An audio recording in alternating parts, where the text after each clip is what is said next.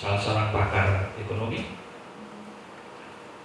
bagaimana di Amerika sudah terjadi perubahan di dalam sistem pendidikan. Beliau mengatakan, anaknya disekolahkan ke Amerika jauh lebih mudah mendapatkan nilai tinggi dibandingkan di Indonesia. Anaknya menulis bahasa Inggris yang tidak terlalu bagus pun dikasih nilai A.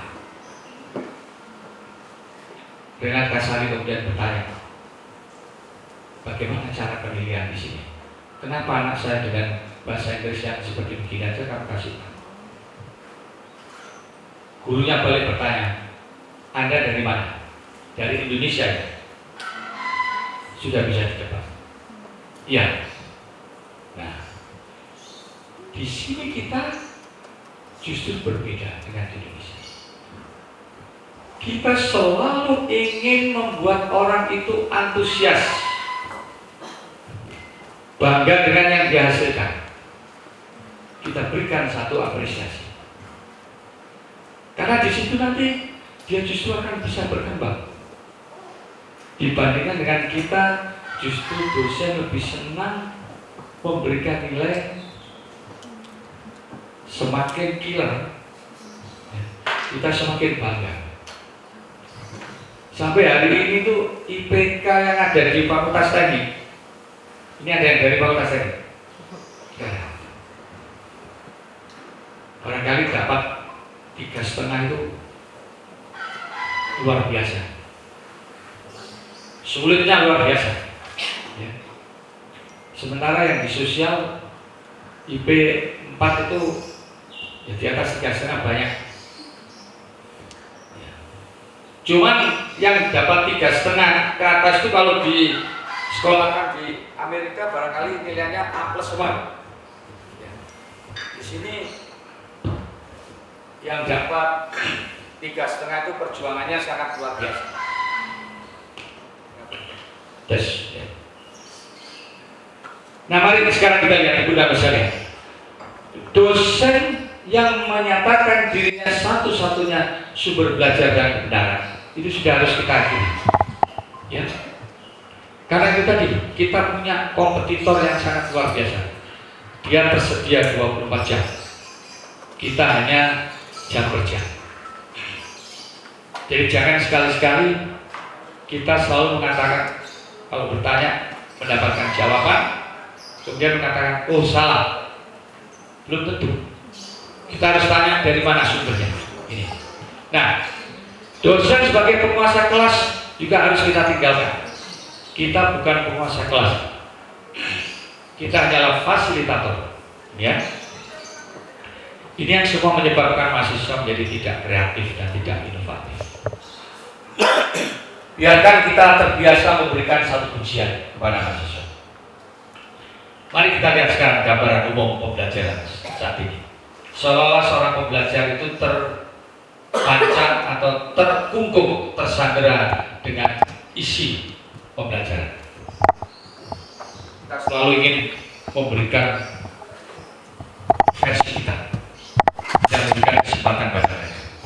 Dengan demikian maka pengetahuan siswa, kalau kita lihat di sini, dengan pengetahuan dosen yang mestinya berinteraksi, ya, bisa jadi tidak kita berikan apresiasi. Kita hanya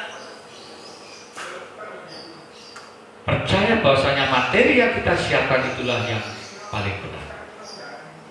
Ini adalah pada saat ini learning as information transfer. Nah, dunia saat ini telah berubah.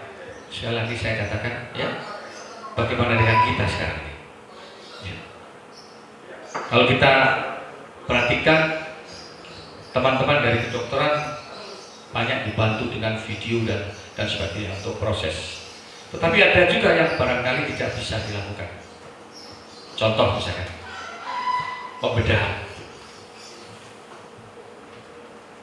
Mungkin kita melakukan satu insisi dan sebagainya, belum tentu itu bisa dilakukan tanpa praktek langsung. Tidak 100% bisa kita gunakan.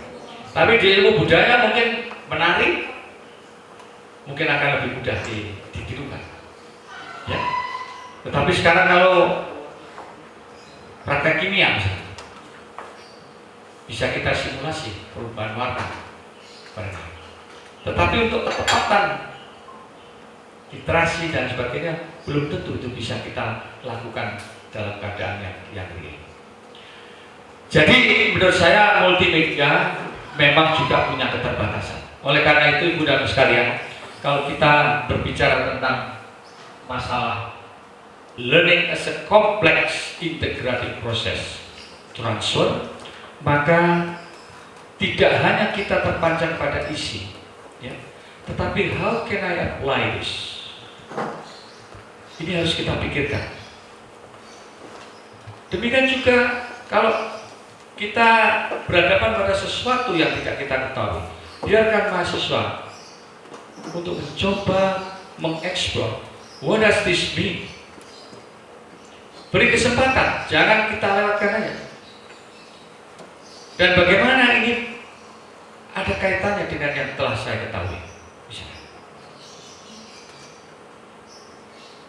Sangat jarang kita memberikan waktu yang cukup bagi para mahasiswa kita. Nah, oleh karena itu ibu dan bapak sekalian, kalau kita berbicara definisi multimedia yang paling sederhana adalah merupakan suatu bentuk presentasi dari suatu isi pembelajaran yang berupa bisa teks, bisa keduanya juga grafik. Itu sudah masuk dalam multimedia. Jadi dulu waktu kita masih menggunakan OHP itu sebetulnya juga sudah multimedia. Tapi dengan adanya teknologi, ya, akan berkembang menjadi lebih baik. Itu hanya it's a good start. Perkembangan teknologi sekarang sangat luar biasa. Kita lihat dulu kita punya floppy disk yang bentuknya kotak tipis. Kemudian mulai ada compact disknya. Sekarang itu semua sudah nggak laku. Ganti USB. Ya. USB dulu gede, paling banyak, cuman belum ukuran giga, masih mega. Sekarang yang dijual sudah ukuran giga yang paling kecil berapa dijual? Sudah 32, atau mungkin ada 54 atau 64. Ya, katakan 32 giga. Harganya pun sangat murah.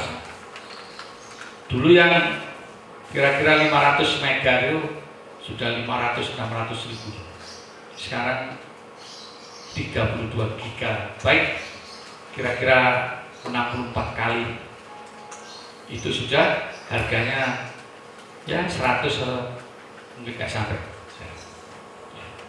Belum lagi sekarang teknologi iCloud, ya, itu sudah menyebabkan kita bisa menyimpan file kita tanpa membawa flash disk.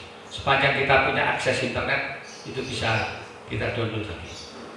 Demikian rupa perkembangan yang sekarang ini kita temui.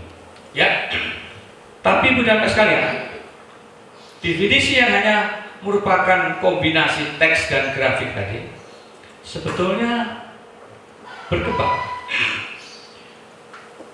Menurut dua orang peneliti, Mao Neo dan Ken Neo, dia mengatakan multimedia merupakan kombinasi dari berbagai macam media, bentuk media, teks, gambar, suara, video yang kita integrasikan dalam satu multisensori sehingga bisa membangkitkan bagaimana seseorang masuk ke dalam soal merasakan, ya. Dengan demikian maka dia bisa menerima pesan yang dikirimkan. Nah, ini terjadi satu perubahan, ya.